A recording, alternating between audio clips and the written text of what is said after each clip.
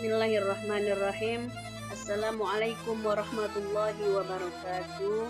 Alhamdulillahirabbil alamin.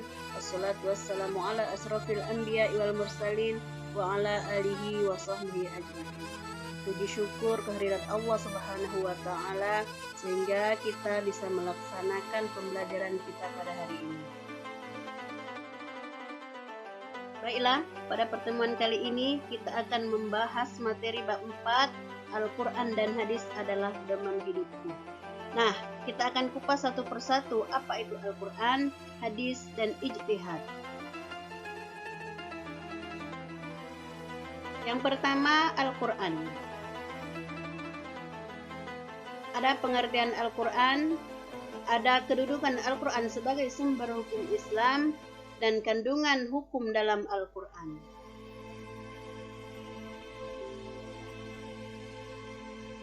Yang pertama, ada pengertian Al-Quran. Dari segi bahasa, Al-Quran berasal dari kata qara'a yaqra'u qira'atan Qur'anan, yang berarti sesuatu yang dibaca atau bacaan.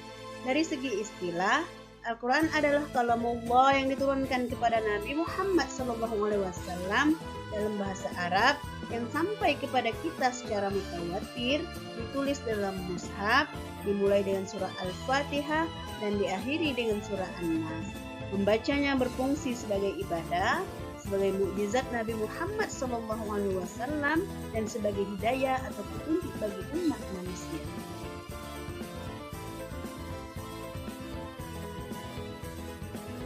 Yang kedua, kedudukan Al-Quran sebagai sumber hukum Islam. Al-Quran merupakan sumber utama dan pertama, sehingga semua persoalan harus merujuk dan berpedoman kepadanya. Hal ini sesuai dengan firman Allah Subhanahu wa taala dalam Quran surat An-Nisa ayat 59 yang berbunyi, A'udzu billahi minasyaitonir rajim. Bismillahirrahmanirrahim. Ya ayyuhalladzina amanu athi'ullaha wa athi'ur rasul wa ulil amri minkum wa in tanaza'tum fi syai'in farudduhu ilallahi war rasul in kuntum tu'minuna billahi wal yawmil akhir dzalika khairu wa ahsanu ta'wila. Yang artinya, wahai orang-orang yang beriman, taatilah Allah dan taatilah Rasulnya Muhammad dan ulil amri, pemegang kekuasaan di antara kamu. Kemudian, jika kamu berbeda pendapat tentang sesuatu, maka kembalilah kepada Allah Subhanahu wa taala atau Al-Quran dan Rasulnya, yaitu sunnah. Jika kamu beriman kepada Allah dan hari kemudian, yang demikian itu lebih utama bagimu dan lebih baik akibatnya. Quran surat An-Nisa ayat 59.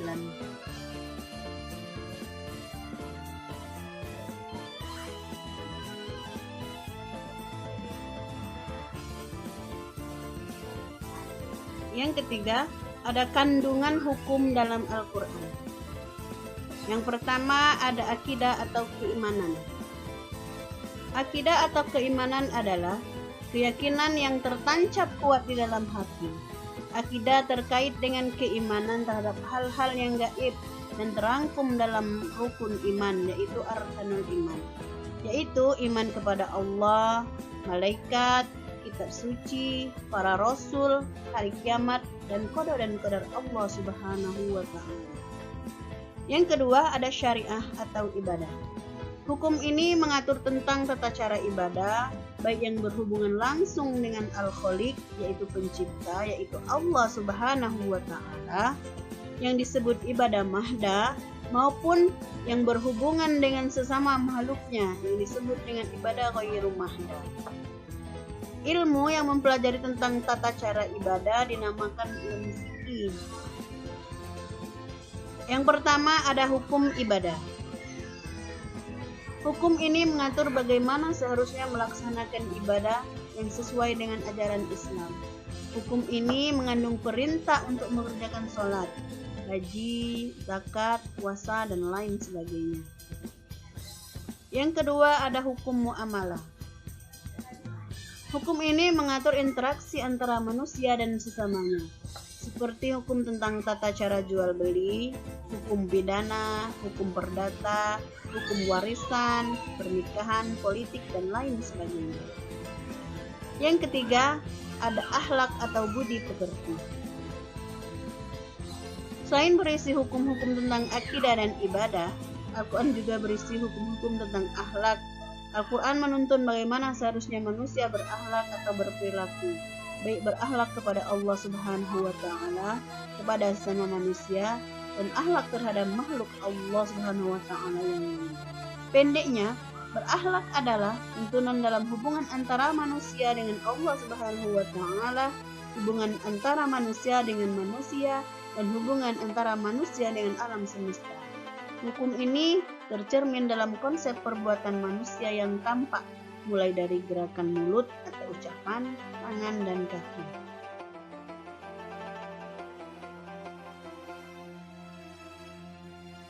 Yang kedua, ada hadis atau sunnah. Di dalam sub pokok bahasan hadis, ada pengertian hadis atau sunnah, kedudukan hadis atau sunnah sebagai sumber hukum Islam, fungsi hadis terhadap Al-Quran, dan yang keempat, macam-macam hadis.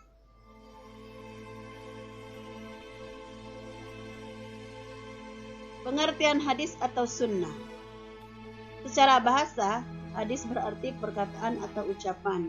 Menurut istilah, hadis adalah segala perkataan, perbuatan, dan ketetapan atau takrir yang dilakukan oleh Nabi Muhammad SAW.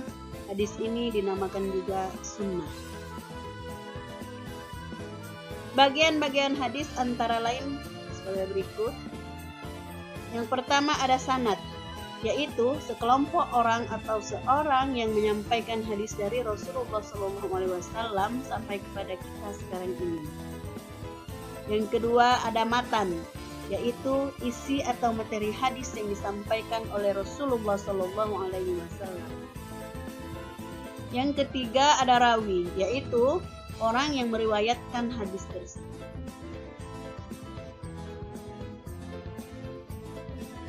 Yang kedua ada kedudukan hadis atau sunnah sebagai sumber hukum Islam. Sebagai sumber hukum Islam, hadis berada satu tingkat di bawah Al-Quran. Artinya, jika sebuah perkara hukumnya tidak terdapat di dalam Al-Quran, yang harus dijadikan sandaran berikutnya adalah hadis. Sebagaimana firman Allah dalam Quran surat An-Nisa ayat 80 yang berbunyi, A'udzu billahi minasyaitonir rajim. Bismillahirrahmanirrahim. Man yuti'ir rasul faqad ata'a Allah. Wa man tawalla fama arsalnaka 'alaihim hafidha. Artinya, barang siapa mentaati Rasul Muhammad, maka sesungguhnya ia telah mentaati Allah Subhanahu wa Ta'ala. Dan barang siapa yang berpaling darinya, maka ketahuilah kami tidak mengutusmu Muhammad untuk menjadi pemelihara mereka. Quran surat An-Nisa ayat 80.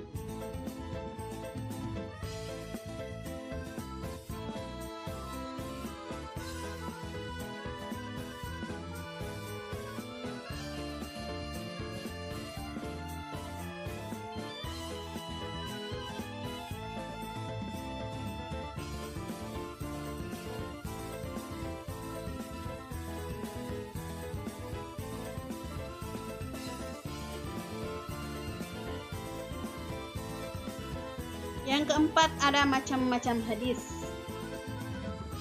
Yang pertama ada hadis mutawatir. Hadis mutawatir adalah hadis yang diriwayatkan oleh banyak perawi, baik dari kalangan para sahabat maupun generasi sesudahnya, dan dipastikan di antara mereka tidak bersepakat dusta. Yang kedua ada hadis masyhur.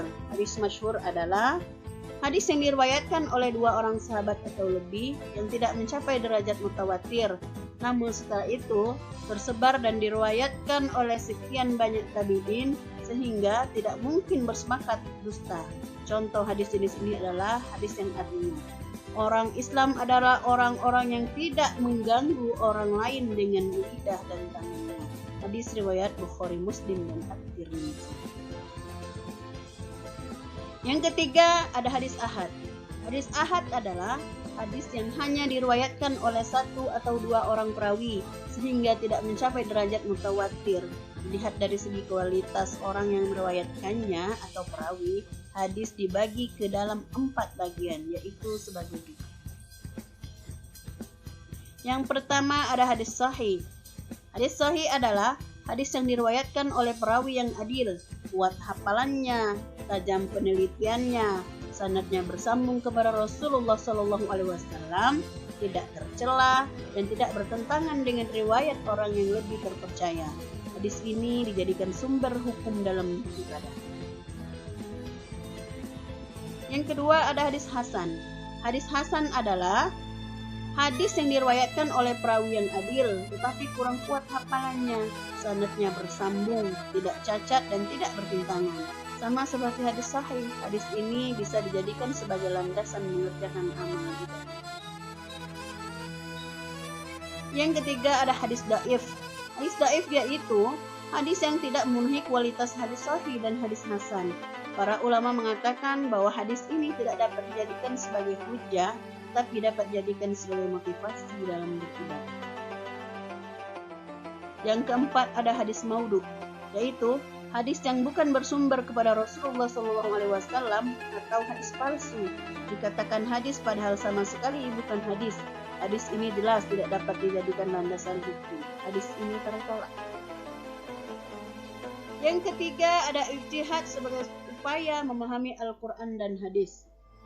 Di dalam bahasan ini ada beberapa pokok bahasan yang perlu kita jelaskan. Yang pertama ada pengertian ijtihad. Kata ijtihad berasal dari bahasa Arab, yaitu ijtahada yajtahidu ijtihadan, yang berarti menggerakkan segala kemampuan, bersungguh-sungguh mencurahkan tenaga, atau bekerja secara optimal. Secara istilah, ijtihad adalah mencurahkan segenap tenaga dan pikiran secara sungguh-sungguh dalam menetapkan suatu hukum.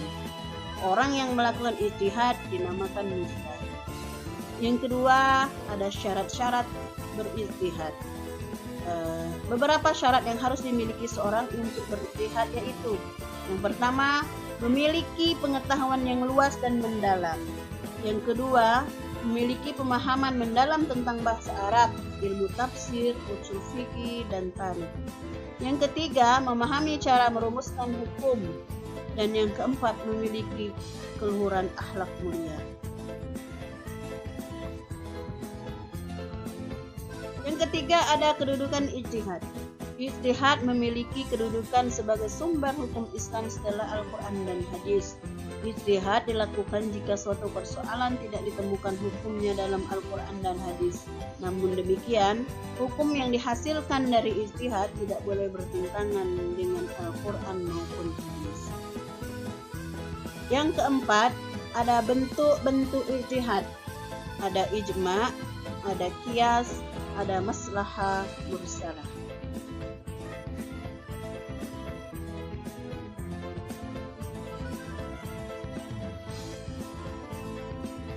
Yang selanjutnya ada pembagian hukum Islam.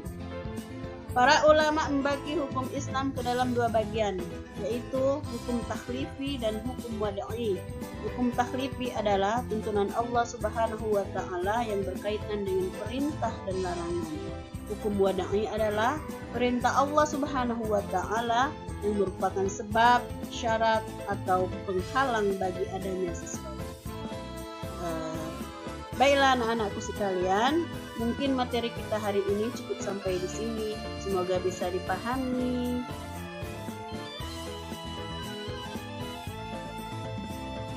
Tutup. Assalamualaikum warahmatullahi wabarakatuh.